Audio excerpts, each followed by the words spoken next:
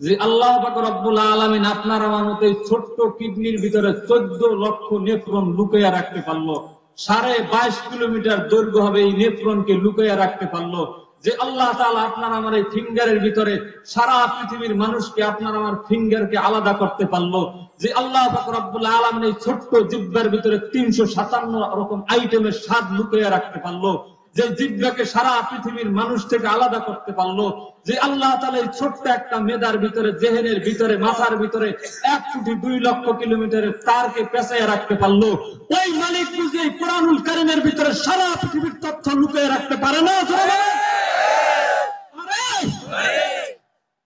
যদি পাইরা থাকে তো কোরআনুল কারীমের জীবন বিধান আজ থেকে মানতে হবে, প্রতিজ্ঞাবদ্ধ হয়ে যেতে হবে। আল্লাহু আকবার।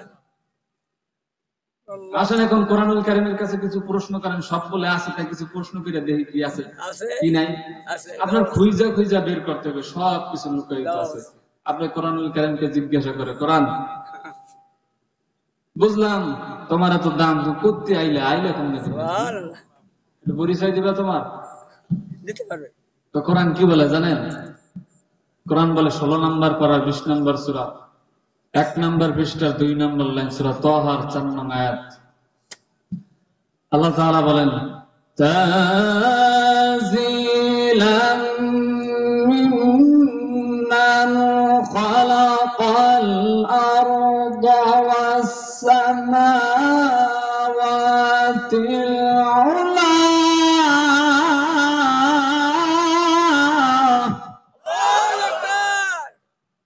আপনার আমার এই কোরআন বলে আমি কোথা থেকে আসছি জানো? আমি কোরআনুল কারীম আসছি যিনি 7 আসমান 7 জমিন বানাইছে তার কাছ থেকে। আর জোরে বলেন না সুবহানাল্লাহ। কোরআনুল কারীমকে কোন দ্বিতীয় নাম্বার প্রশ্ন করো কোরআন। আমি কোরআনুল কারীমের ছোট্ট একটা আয়াত তেলাওয়াত করেছি। আয়াত হলো 7 নম্বর পারার 6 নম্বর সূরা 11 নম্বর পৃষ্ঠা সূরাতুল আনআম 38 নং আয়াত। আল্লাহ পাক রব্বুল আলামিন বলেন, মা ফাররাতনা ফিল কিতাবি মিন শাই। আল্লাহ তাআলা বলেন, এই যে কোরআনটা দেখতেছো না, এই কোরআনুল কারীমে আমি কোনো কিছু বাদ দেই নাই, সব কিছু লিপিবদ্ধ করে দিয়েছি। বলেন সুবহানাল্লাহ। এই কোরআনুল কারীমের ভিতরে সব আছে। আপনি চিকিৎসা বিজ্ঞান বলবেন, এই কোরআনুল কারীমের ভিতরে আছে। আপনি অর্থনৈতিক ব্যবস্থা বলবেন, এই কোরআনুল কারীমের ভিতরে আছে। আপনি কৃষি বিজ্ঞান বলবেন, তাও এই কোরআনুল কারীমের ভিতরে আছে। আপনি নাহউ সরফের কথা বলবেন, তাও এই কোরআনুল কারীমের ভিতরে আছে। আপনি উলুমুল হাদিসের কথা বলবেন, তাও এই কোরআনুল কারীমের ভিতরে আছে। আপনি তাফসীর শাস্ত্রের কথা বলবেন, তাও এই কোরআনুল কারীমের ভিতরে আছে। আপনি বালাগাত মানতিকের কথা বলবেন, তাও এই কোরআনুল কারীমের ভিতরে আছে। আপনি ইসতিকাতের কথা বলবেন, তাও এই কোরআনুল কারীমের ভিতরে আছে। পৃথিবীর ভিতরে যত জ্ঞান আছে, যত ইলম আছে, সব এই কোরআনুল কারীমের ভিতরে আল্লাহ তাআলা লিপিবদ্ধ করে দিয়েছে। সুবহানাল্লাহ। আপনার হয়তো একটু বিশ্বাস এখন নাও আসতে পারে, হুজুর মোল্লারা তো হুজুরে পরের বাড়ি খায়, ডাক্তারি সায়েন্স কিছু পড়ে না, একটু একটা কোরআনুল কারীমের ভিতরে 30 পারা কোরআন, এর ভিতরে সমস্ত তথ্য লিপিবদ্ধ থাকে। তো থাকে কি করে? আসতে পারে। অনেকের প্রশ্ন করেন, ঈমান তো এখন সাহাবাদের জমানার মতো ঈমান আমাদের নাই। তো যাদের এই প্রশ্ন আসছে তারা হয়তো যদি বিজ্ঞান যদি বলতো এই কোরআনুল কারীমের ভিতরে আছে, তো দেখতেন এখানে আকসার মানুষ বিশ্বাস করে নিত, হ্যাঁ এটা সত্য, কোনো সন্দেহ নাই। তো আমি মোল্লা বলছি, তো এই জন্য অনেকে মাইনে নিতে পারবে না। কারণ বিজ্ঞান বললে একটু গুরুত্ব বেশি দেয়, যার প্রমাণ করোনার সময় দেখছি। কি হয়েছেন দেখছেন না? আপনার বিজ্ঞান 2 টাকার বিজ্ঞান বলছে একটা মুখের ভিতরে তুরি দিলেই করোনা যাইবে। দেখছেন তুরির দাম 150 থেকে 200 টাকা উঠে ফেলেছে, ঠিক না বেশি? তুরির দাম 150 থেকে 200 টাকা উঠে গেছে। আর আল্লাহ নবী সাল্লাল্লাহু আলাইহি ওয়াসাল্লাম বলেন, লা তিয়রাতা, আরে সংক্রামক রোগ বলতে কিছু নাই, সংক্রামক রোগ বলতে কিছু নাই। বিপদ আসমান থেকে আসে, যাহারাল ফাসাদু ফিল বাররি ওয়াল বাহরি বিমা কাসাবাত আইদিন নাস, মানুষের গুনাহের কারণে। সুতরাং গুনাহ ছেড়ে আল্লাহর দিকে দৌড় দাও, দেখবা সাথে সাথে মহামারী বলো, গজব বলো, আযাব বলো, তাও দৌড় দিয়ে উঠে। তো বিজ্ঞান যদি বলতো না, তাহলে দেখতেন কেউ আঙ্গুল তোলার সাহস পাইতো না। কিন্তু বিজ্ঞান বলে না, এই জন্য অনেক আঙ্গুল তুলবে। যারা আঙ্গুল তুলবেন তাদের জন্য উত্তর আছে, বিজ্ঞান সম্মত উত্তর দিয়ে যাবো ইনশাআল্লাহ। মানুষের ভিতরে হিউম্যান বডির ভিতরে কিডনি আছে, আসেনি? এবার কিডনি নামক একটা ডিভাইস আছে, কথা বলেন, আসেনি? আপনার বিজ্ঞান কি বলে জানেন? একটু একটা কিডনির ভিতরে নেফ্রনের সংখ্যা হইল 15 লক্ষ। কত লক্ষ? 15 লক্ষ। একটুকু একটা কিডনির ভিতরে নেফ্রনের সংখ্যা হইল 15 লক্ষ। যদি এটা দৈর্ঘ্যতে কনভার্ট করা হয় তাহলে 22.5 কিলোমিটার হবে, অর্থাৎ 22.5 কিলোমিটার হবে। সুবহানাল্লাহ, 22.5 কিলোমিটার হবে। আচ্ছা, আপনারা জ্ঞানী মানুষ বুঝে থাকলে বলেন, এটা কি বিজ্ঞানের আবিষ্কার না সৃষ্টি? সৃষ্টি না আবিষ্কার? সৃষ্টি তো আল্লাহ তাআলাই করছে। বিজ্ঞান আবিষ্কার করছে মাত্র 80 বছর আগে, কিন্তু হাজার হাজার বছর আগে আল্লাহ তাআলা কিডনির ভিতরে 14 লক্ষ নেফ্রন রেখে দিয়েছে। কিন্তু বিজ্ঞান আবিষ্কার করছে মাত্র 80 বছর আগে। ভালো করে বুঝেন।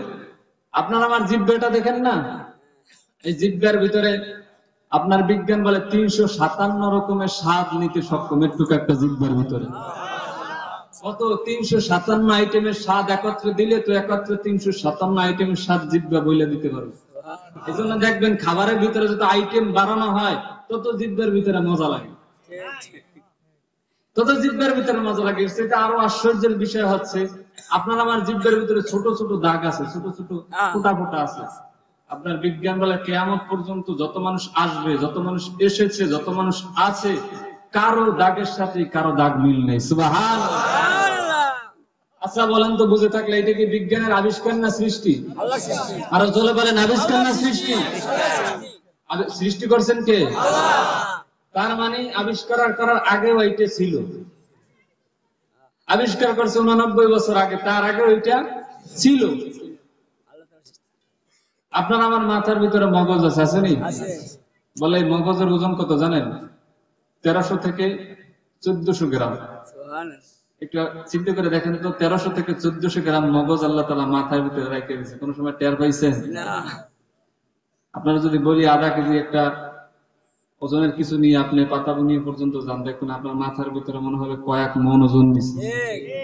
কিন্তু আপনি 1.5 কেজির মতো মগজ নিয়ে মাথায় নিয়ে ঘুরতেছেন, একটু টেরও তো হয়ে যাবে।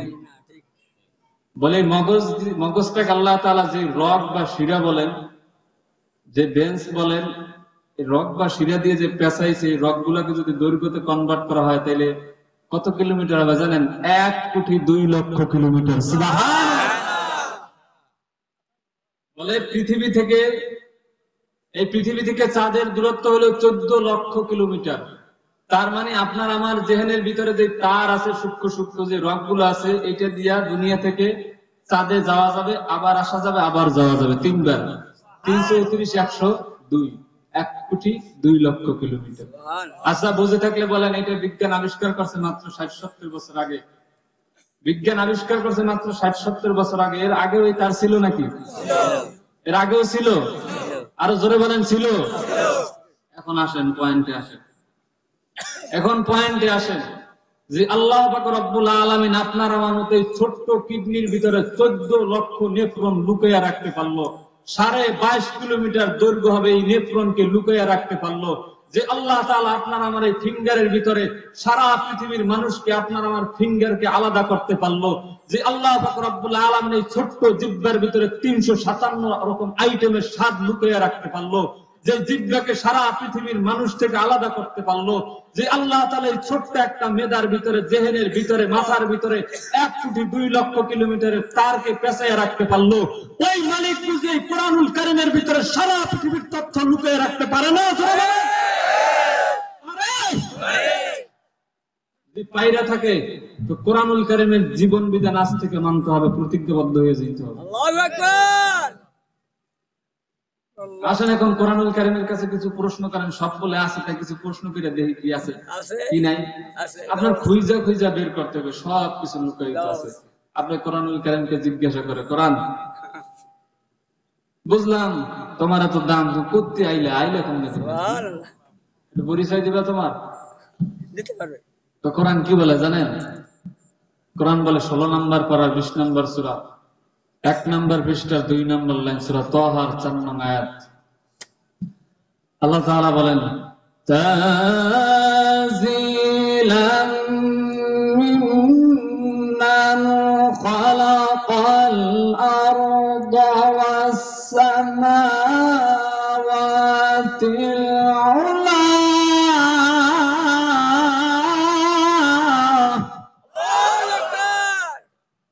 আপনার আমার এই কোরআন বলে আমি কোথা থেকে আসছি জানো? আমি কোরআনুল কারীম আসছি যিনি 7 আসমান 7 জমিন বানাইছে তার কাছ থেকে। আর জোরে বলেন না সুবহানাল্লাহ। কোরআনুল কারীমকে কোন দ্বিতীয় নাম্বার প্রশ্ন করো, কোরআন কখন আসলা? কোরআন জবাব দেয় 2 নাম্বার পারার 2 নাম্বার সূরা। এই মোবাইল সাইলেন্ট করে, আল্লাহর রাস্তায় মোবাইলগুলো সাইলেন্ট করে রাখেন। কোরআন জবাব দেয় 2 নাম্বার পারার 2 নাম্বার সূরা, 1 নাম্বার পৃষ্ঠার শুরুর অংশে, 7 নাম্বার পৃষ্ঠার শুরুর অংশে, সূরা বাকারার 185 নং আয়াত। শাহরু রমাদান আল্লাযী উনজিলা ফীহিল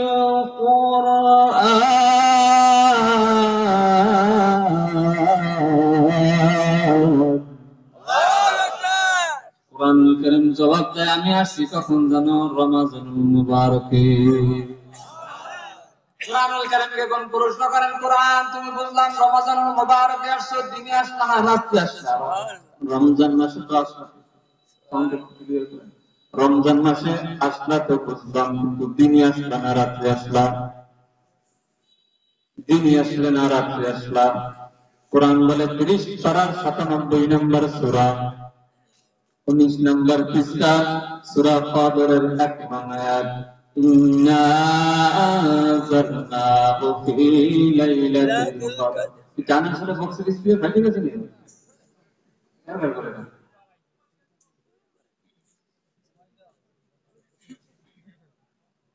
কি হইছে কি কথা?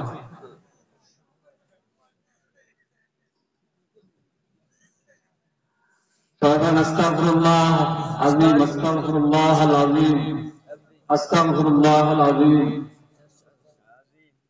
তো কোরআনকে জিজ্ঞাসা করেন দিনে আসলো না রাতে আসলো?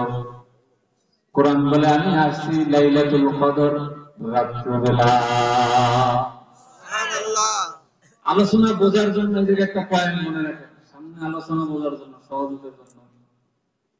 কোরআনুল কারীম এমন একটা কোরআন, আপনারা তো জানেন না যে আমাদের দাম এত কেন, আমাদের নবীর দাম এত কেন, আমাদের এত সওয়াব করা শুরু চাইলো থেকে। কোরআনুল কারীম এমন এক মুজিজ যে নবীর উপরে নাযিল হয়েছে, আল্লাহ তাআলা সেই নবীকে সমস্ত নবীর চেয়ে শ্রেষ্ঠ বানাই দিয়েছে। সুবহানাল্লাহ। এই উম্মতের উপরে নাযিল হয়েছে, উম্মতকে সকল উম্মতের চেয়ে শ্রেষ্ঠ বানাই দিয়েছে। যে মাসে নাযিল হয়েছে সেই মাসকে সকল মাসের চেয়ে শ্রেষ্ঠ বানাই দিয়েছে। যে রাতে নাযিল হয়েছে সেই রাতের মর্যাদা এমন দিয়েছে যে 1000 মাসের চেয়ে উত্তম বানাই দিয়েছে। একটু শুধু মনে রাখেন, একটু মনে রাখেন আলোচনা বোঝার জন্য। সামনে কোরআনের কাছে, কোরআনুল কারীমের কাছে এখন আবার প্রশ্ন করেন, কোরআন বুঝলাম আল্লাহ তাআলার পক্ষ থেকে আসলা, যে রমজানুল মুবারকে আসলা, রাত্রে বেলা আসলা, কিন্তু কার কাছে এসো?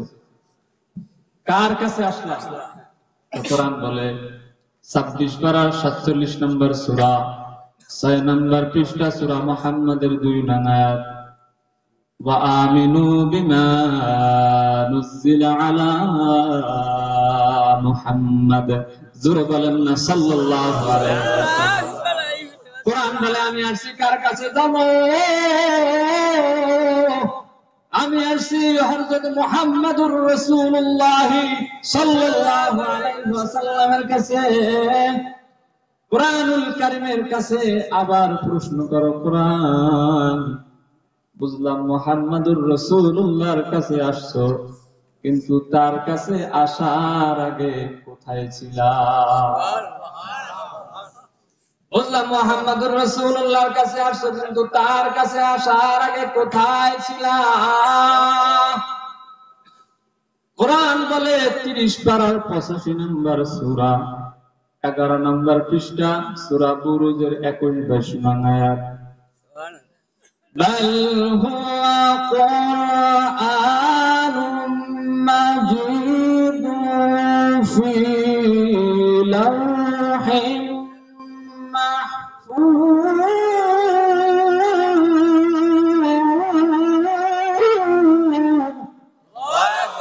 আগের মতো কোরআন বলছিলাম, গলার উপর প্রেসার পড়তেছে। আরে আল্লাহ, আগে তো ভালো ছিল স্যার, ভাই কি খবর? মানে দিবে কি দেশে তো লড়াই বলে কোরআনুল কারীমের কাছে জিজ্ঞাসা করেন কোথায় ছিলা? তো কোরআন বলে আমি দুনিয়াতে আসার আগে ছিলাম লাউহে মাহফুজে। কোরআনুল কারীমের কাছে আবার প্রশ্ন করেন, কোরআন বুঝলাম লাউহে মাহফুজে ছিলাম, কিন্তু দুনিয়াতে কেন আসলাম? আহা, দুনিয়াতে কেন আসলাম? তা আপনার আমার প্রশ্নের জবাব কোরআন দিয়া বলে 13 নম্বর পারার 14 নম্বর সূরা 14 নম্বর পৃষ্ঠা সূরা ইব্রাহিমের 1 নং আয়াত, কিতাবুন আযালনাহু ইলাইকা লিতুখরিজান নাসা মিনায-যুলুমাতি ইলান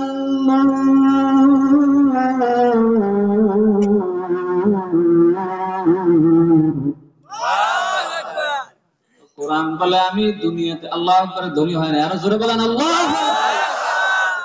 আল্লাহু আকবার ধ্বনি দিলে লাভ না, আল্লাহু জোরে বলেন আল্লাহু আকবার অর্থ কি?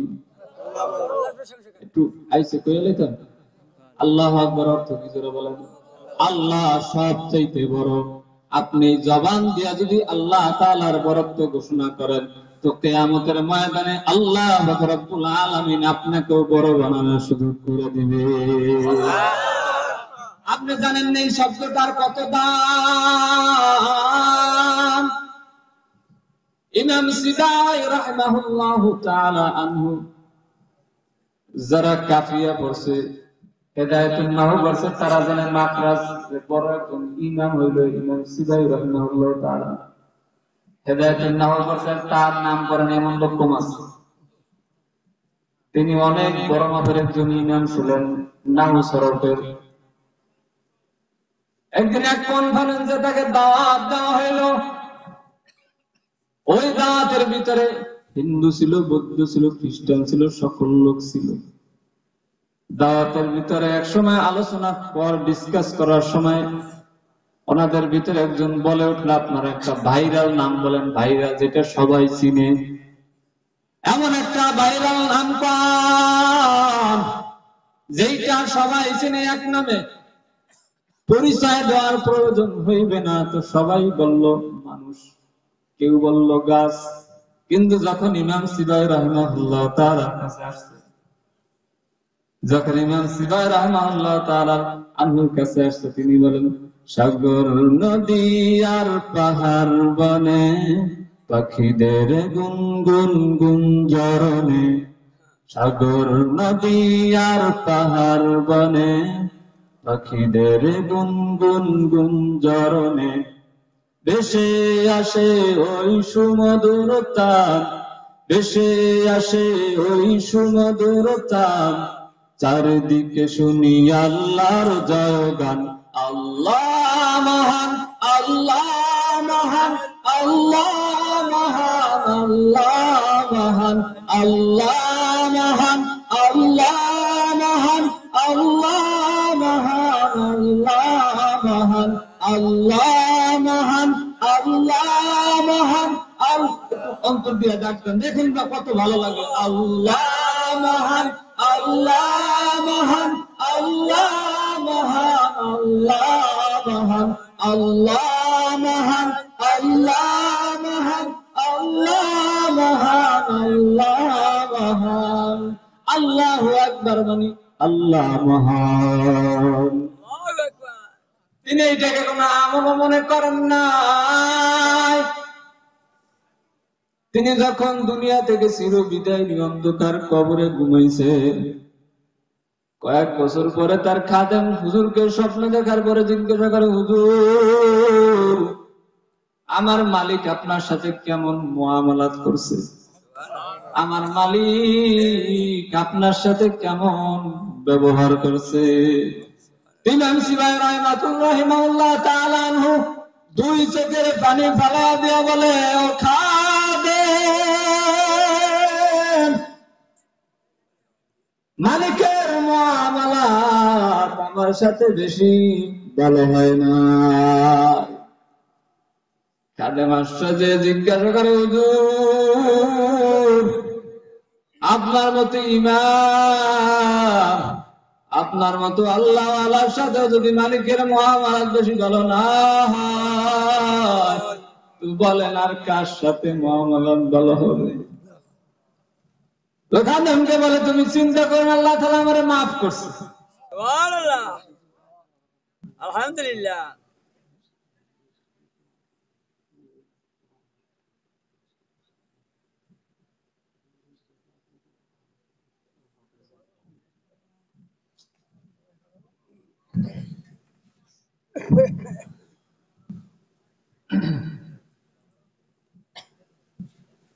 ইমাম সিবাওয়াই রাহিমাহুল্লাহু তাআলা আনহুকে খাদেম জিজ্ঞাসা করলেন, ও খাদেম,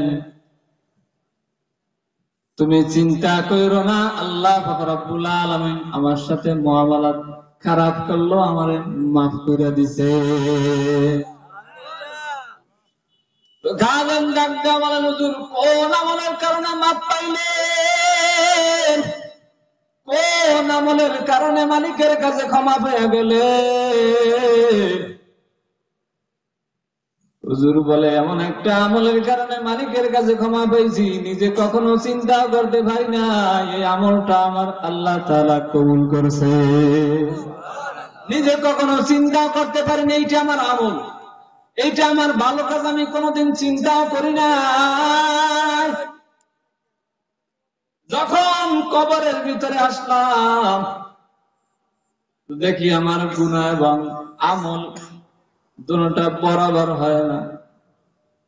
আমি মুনকার নাকিরের জবাব এক সময় ঠিক গেলাম, প্রশ্নের জবাব দিতে ব্যর্থ হইলাম। আমার সিদ্ধান্ত আসলো, তুমি এখন জাহান্নামে যাইবা। আমার জাহান্নামে নেওয়ার জন্য প্রস্তুত হয়ে গেছে। এমন সময় আমার মালিক ডাক দিয়ে বলে, ফেরেশতারা দাও, আমার ইমাম সিবাইকে জাহান্নামের আগুনের ভিতরে ফেলাও না। বলে, মালিক কেন ফেলাইব না? বলে, ওরে জাহান্নামের ভিতরে যদিও ফেলাও, ঠোঁটটারে ফেলাইতে পারবা না। বলেন, ও মালিক, এইটা কেমনে সম্ভব? শরীর ফেলাইবা, ঠোঁটকে ফেলাইব না? ঠোঁট তো শরীরের ভিতরেই আছে, ঠোঁট তো শরীরের একটা অঙ্গ, কেমনে কি করবো? তাই বলে, যদি না পারো তাইলে ইমাম সিবাইকে জান্নাতের ব্যবস্থা করে দাও। ইমাম সিবাই রাহিমাহুল্লাহ তাআলা কান্না শুরু করে দিছে। এমন একটা মুহূর্তের সময় সুসংবাদ পাওয়াটা কত আশ্চর্যের বিষয়। তো মালিককে ডাক দিয়ে বলে, মালিক, কোন আমলের বরকতে আমার মাফ করলা? তো মালিক ডাক দিয়ে বলে, ইমাম সিবাই, আর একটা মজলিসের ভিতরে সবাই সবার ধর্মগ্রন্থের নেতাদেরকে উঁচু বানাইতেছিল, সবাই তার ধর্মগ্রন্থের মানুষদেরকে উঁচু বানাইতেছিল, দামি বানাইতেছিল, ভাইরাল বানাইতেছিল। যেমন তোমার কাছে আসছে, বলো তো একটা ভাইরাল নাম বানাই, ভাইরাল নামটা কি? তখন তুমি যে বলছো আল্লাহ মহান, তখন তুমি যে বলছো আল্লাহ মহান, আল্লাহ মহান, এই ডাকটা দিছে, ডাকটা আমি মালিকের কাছে এমন পছন্দ হয়েছে,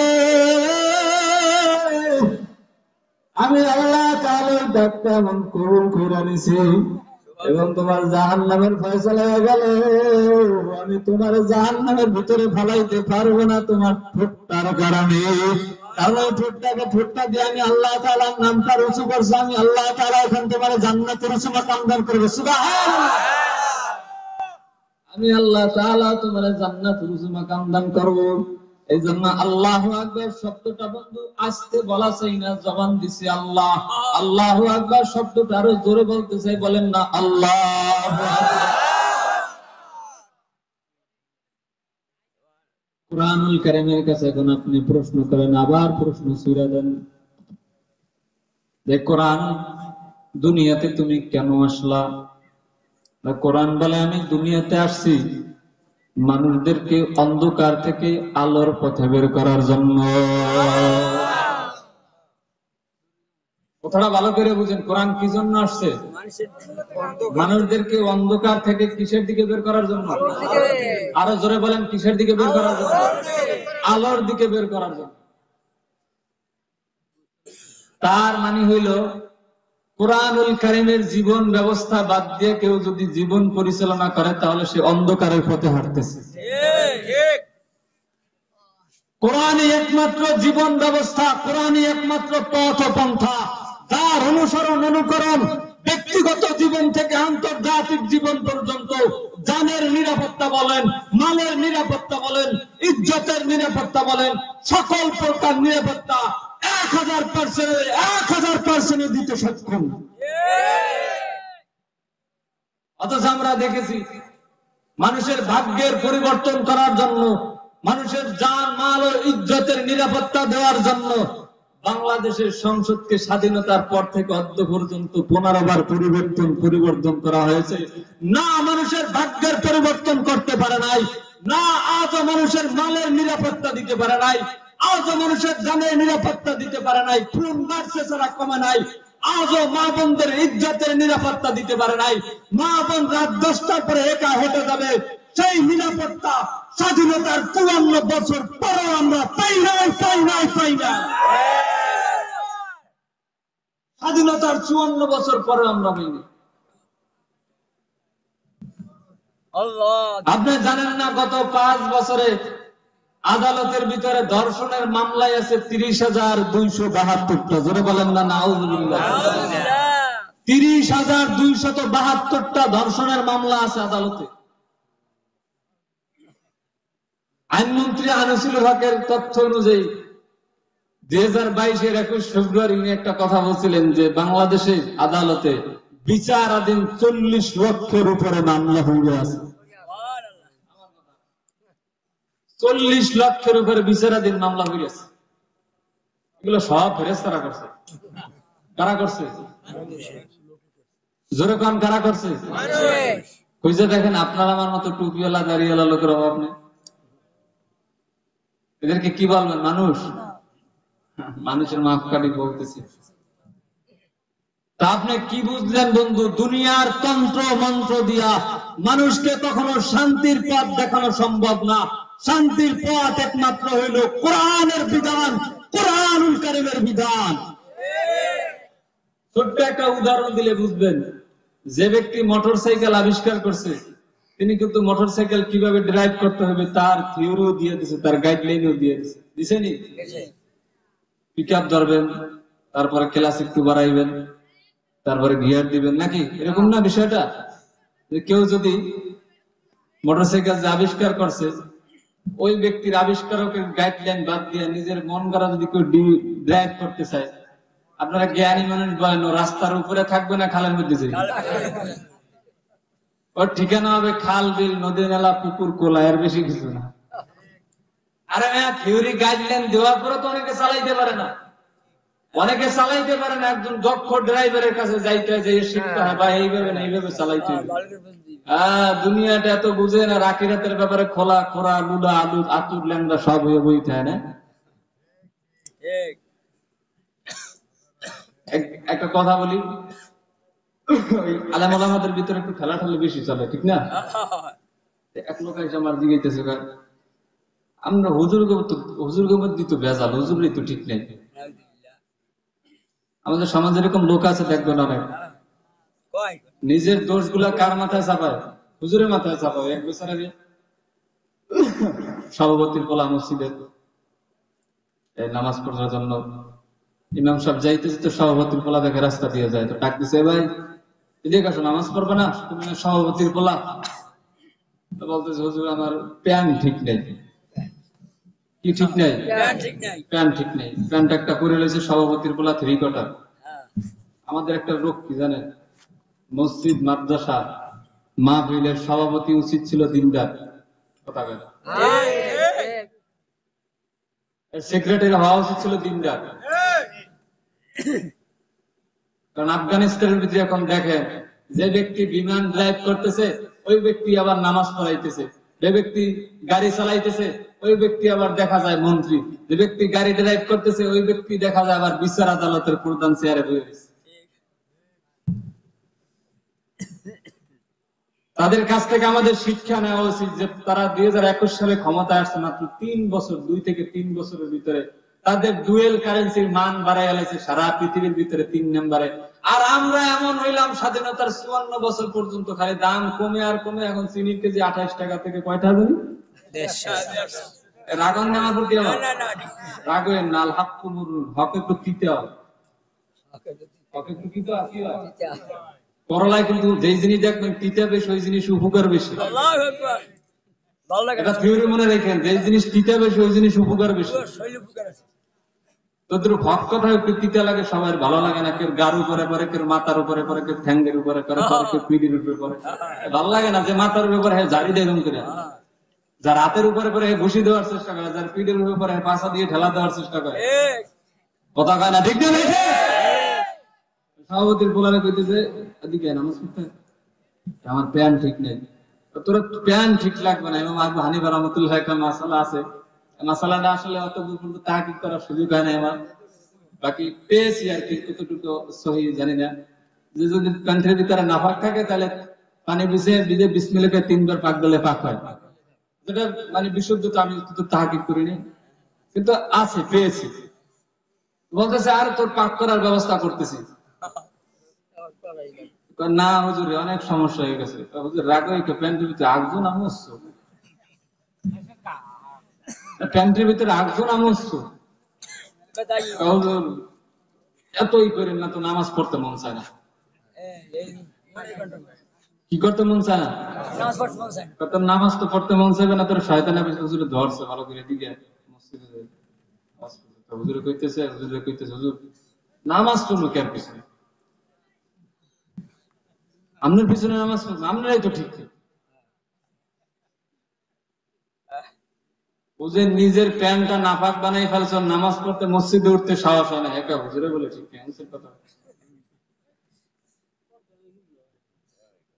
আমার একজন বলতেছে যে আমরা হুজুরের মধ্যে তো ঝামেলা, হুজুর মধ্যে কেউ কেউ মিলে খাড়াই পারবে, কেউ কেউ বইয়া পারবে, কেউ কেউ কি খাড়াই পারবে। আমি আপনি হইয়া পারেন, সমস্যা কি? যেহেতু বাবা আর খাড়া নিয়ে ঠেলা ঠেলি হইতেছে, হওয়া নিয়ে তো ঠেলা ঠেলি নিয়ে আছে, তাহলে হইয়া পারে। বলতেছে কি ভাইজান হুজুরদের মধ্যে ঠেলা ঠেলি নেই, ঠেলাঠেলি সব ঠিকই আছে। আপনি দুনিয়া সব বুঝেন, দুনিয়া তো আপনি 100% বুঝেন। দেখবেন যতই মূর্খ হোক না কেন, আমি কিন্তু এখন ওই 1000 টাকার নোট, 500 টাকার নোট, ওই আপনার জাল না ভেজাল ভালো ওইটা এখনো বলতে পারি না। যেহেতু রিস্কাওয়ালা আপনার স্বাক্ষর দিতে কলম 36 টাকা, হেও একটা টোকা দিয়ে পেয়ে দেয়, ঠিক আছে। আপনি টাকার মতো কঠিন জিনিসটাকে বুঝলে বাজারে যাইবেন, হুজুর মানুষ একটু বেশি ঠকায়, যেটা বলে বিশ্বাস করে আসি। মাছ তাজা আছে, মাছ সমস্যা নাই, আরে হুজুর এই মাত্র হাওলা থেকে ধরে আছে, অথচ 3 দিন আগে উঠে ফ্রিজের ভিতরে ভরেছে।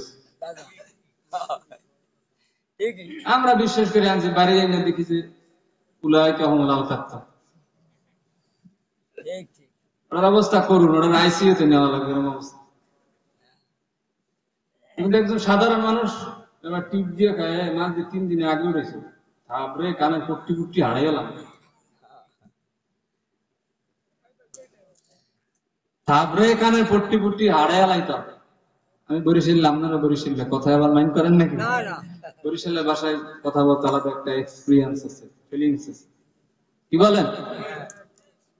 তো দুনিয়া আছে সব 100% চিনলো, কিন্তু আখিরাতের বেলায় খোরা, আখিরাতের বেলায় খোরা। কোনটা হক কোনটা বাতিল সেটা যাচাই করার যোগ্যতা তার হয় না। দুনিয়ার ড্রাইভ দেখবেন, একজন মূর্খ লোকও দেখবেন গাড়ি ড্রাইভ করতে পারে, একজন মূর্খ লোকও গাড়ি ড্রাইভ করতে পারে। যে গাড়ির ড্রাইভ কঠিন কঠিন তো আর কঠিন গাড়ির ড্রাইভ করে সেইটা শিখলো, কিন্তু কোরআনুল কারীমের বিধান দিয়া জীবন পরিচালনা করতে হবে সেইটা কপাল পরে আজও শিখতে পারলো না, সেইটা কপাল পরে আজও শিখতে পারলো না। তো কোরআনুল কারীমের কাছে আপনি আবার প্রশ্ন করেন, কোরআনুল কারীমের কাছে আবার প্রশ্ন করেন, কোরআন দুনিয়ার ভিতরে সব চাইতে দামি মাখলুক কে? দুনিয়ার ভিতরে সব চাইতে দামি মাখলুকের নাম কি? তো কোরআন বলে দুনিয়ার ভিতরে সবচাইতে দামি মাখলুক হইল 17 নম্বর পারার 16 নম্বর সূরা সূরাতুল বনি ইসরাইলের 70 নং আয়াত। কোরআন বলেন, ওয়ালাকাদ কাররামনা বনি আদম, আমি দুনিয়ার ভিতরে সব চাইতে শ্রেষ্ঠ কইরা বানাইছি কারে জানো? মানব জাতিকে। দুনিয়ার ভিতরে সব চাইতে শ্রেষ্ঠ মাখলুকের নাম কি? মাখলুকের সংখ্যা কত? জোরে কম। মাখলুকের